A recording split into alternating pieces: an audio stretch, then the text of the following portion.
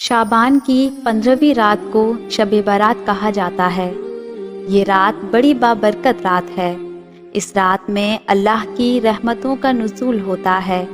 اس رات اللہ سے جو دعائیں مانگنی ہو مانگنی چاہیے، کیونکہ اس رات دعائیں قبول ہوتی ہیں۔ اللہ کے نبی رسول اللہ صلی اللہ علیہ وسلم نے 5 راتوں کا ذکر کیا ہے جن میں دعائیں رد نہیں ہوتی۔ ان میں سے ایک 15 شعبان بھی ہے۔ اس رات کو الگ الگ نام سے بھی پکارا جاتا ہے، کیونکہ اس رات توبہ قبول کی جاتی ہے، گناہ مٹا دیے جاتے ہیں، دعائیں قبول ہوتی ہیں۔ یہ وہ رات ہے جس میں آسمان اور رحمت کے 300 دروازے کھول دیے جاتے ہیں۔ اس رات بکریوں کے بال سے بھی زیادہ لوگوں کی مغفرت کر دی جاتی ہے۔ اس رات لوگوں کے اعمال آسمان کی جانب بلند کیے جاتے ہیں۔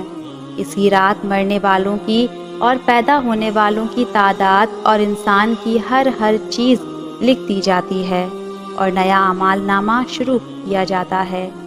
اسی رات رزق تقسیم کیے جاتے ہیں۔ یہ رات سال بھر کے گناہوں کا کفارہ بنتی ہے۔ اللہ تعالیٰ کے نبی رسول اللہ صلی اللہ علیہ وسلم نے فرمایا کہ میں نے تمہیں قبروں کی زیارت سے منع کیا تھا، اب زیارت قبور کیا کرو، کہ بے شک یہ دنیا سے بھی رغبت کرتی ہے اور آخرت کی یاد دلاتی ہے۔ اس رات اپنے مرحومین کو یاد رکھیں، ان کی قبروں کی زیارت کریں، ان کے لیے بے حساب ایصال ثواب کریں۔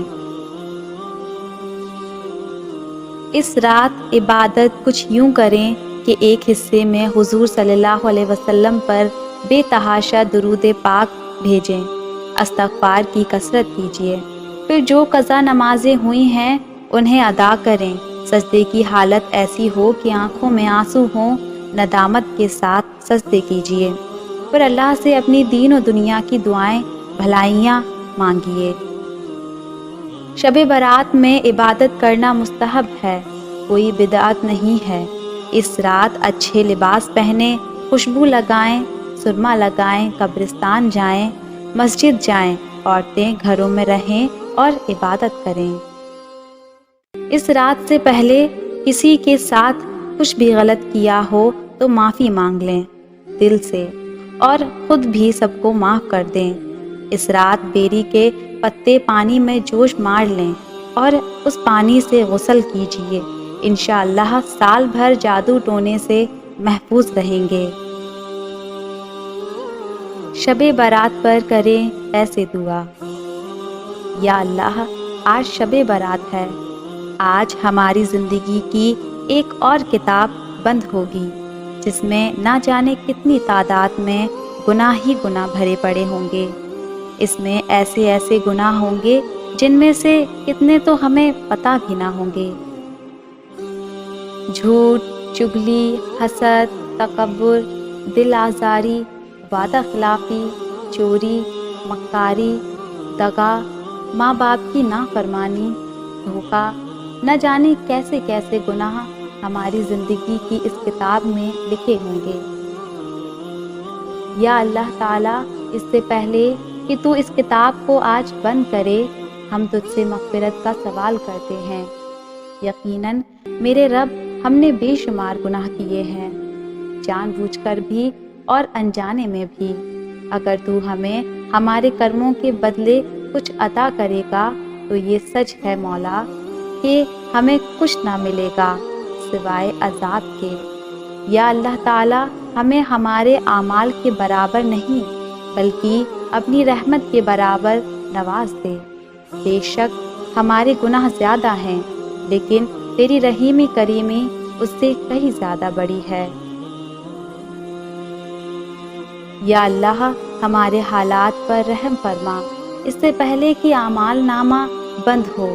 تو ہم سب جو اسے پڑھ رہا ہے ان سب کی، ان کے ماں باپ کی، ان کے گھر والوں کی، ان کے دوستوں احباب کی، ان کے مرحومین کی، ہر امت محمدی صلی اللہ تعالیٰ علیہ وسلم کی بے حساب مغفرت فرما دے۔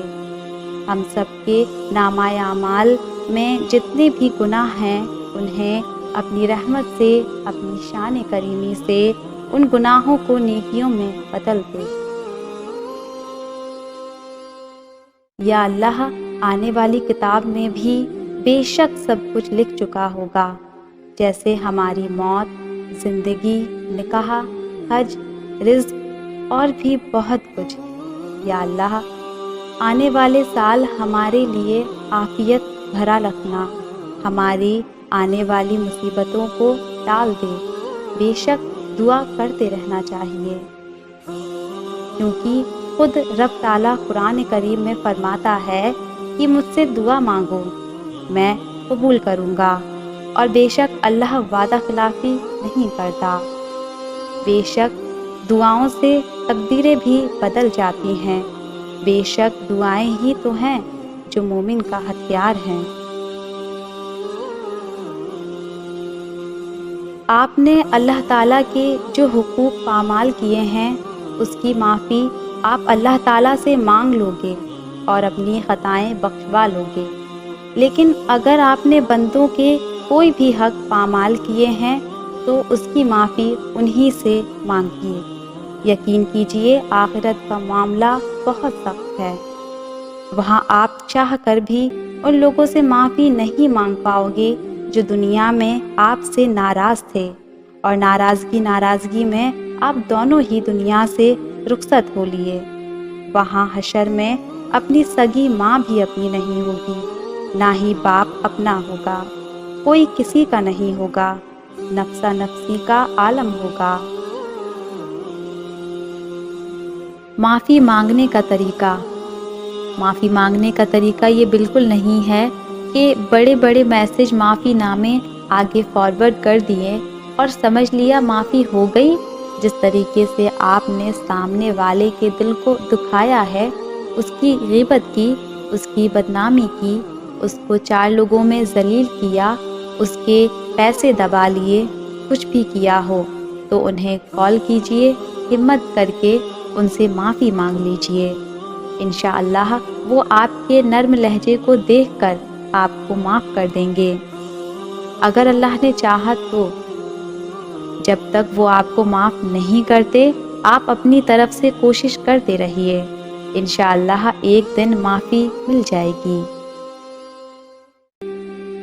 سب سے پہلے ہو سکے تو اپنے ماں باپ سے معافی مانگیے، اگر ان کا جانے انجانے میں آپ نے دل دکھایا ہو تو آج ان کے پاس بیٹھ کر ان کے ہاتھوں کو چوم کر ان سے معافی مانگ لیجئے۔ بے شک وہ والدین ہیں، وہ کہاں اپنی اولاد سے ناراض ہوں گے، لیکن آپ کی اس ادا کو دیکھ کر ان کے دل کو جو سکون ملے گا وہ ہر ماں باپ کا حق ہے، ہر ماں باپ کو وہ سکون ملنا ہی چاہیے۔ گھر میں اگر بزرگ شخصیت ہیں، مطلب ہمارے دادا دادی یا نانا نانی، تو ان کی دعائیں لیجئے، بے شک ان کی دعائیں انمول ہیروں کی طرح ہیں، یہ کسی کسی کو ہی نصیب ہیں۔ اللہ تعالی ہم سب کے حالات پر رحم فرمائے۔ آج ہم سب کا نام اعمال بند کرنے سے پہلے ہمارے ہر گناہ کو نیکیوں میں بدل دے، آمین۔ آنے والے سال میں جو رزق کی تلاش میں ہیں انہیں حق حلال کا رزق نصیب ہو، جو رشتوں کی تلاش میں ہیں انہیں سنتوں بھرے رشتے نصیب ہو جائیں، جو بے اولاد ہیں انہیں نیک اولاد نصیب ہو جائے، جو خود کا گھر لینا چاہتے ہیں انہیں خود کا گھر نصیب ہو جائے، جو قرضے کے بوجھ تلے دبے ہوئے ہیں ان کے قرضے اتر جائیں، جو بے وجہ کے مقدمے میں پھنسے ہیں انہیں ان سے چھٹکارا مل جائے۔ آنے والے وقت میں ہم سب کے لیے بے شمار خوشیاں لکھی جائیں، آمین۔ دعاؤں میں یاد رکھنا مجھ بدکار کو بھی کہ اللہ تعالیٰ میری، میرے ماں باپ کی اور ہم سب کی بے حساب مغفرت فرمائے، آمین۔ میں نے کچھ بھی بات غلط کہی ہو تو پلیز مجھے معاف کیجیے۔ اپنی دعاؤں میں مجھے، میری فیملی کو اور میرے دوستوں کو بھی یاد رکھیں، اور پوری امت کی مغفرت کے لیے بھی دعا کریں۔ جزاک اللہ خیر۔